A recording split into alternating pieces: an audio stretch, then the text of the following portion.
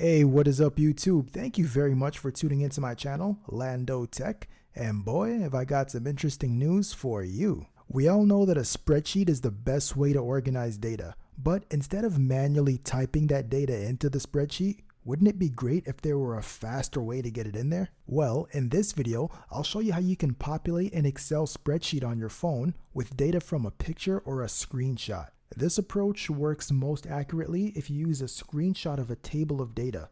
It's also fairly accurate if you take a picture of a printed spreadsheet.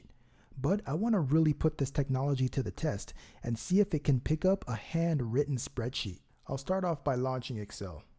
After selecting an empty cell, I'm going to tap the Insert Picture from Data button. I'll focus on the image and then take the picture.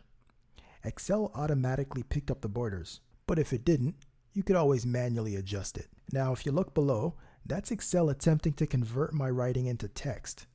As you can see, it didn't get a single word, but I'm pretty sure that's less to do with the app and more to do with my chicken scratch. Let's try that again, this time with a table that's been typed up and printed out.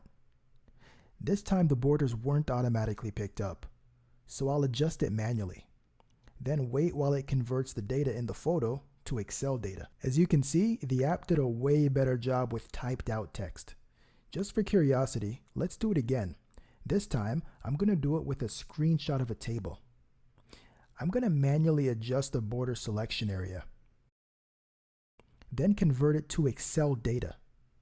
As you can see, it pretty much got everything, except for the I that got cut off in Giovanni. But if you click on it and click on Edit, you can add the missing letter.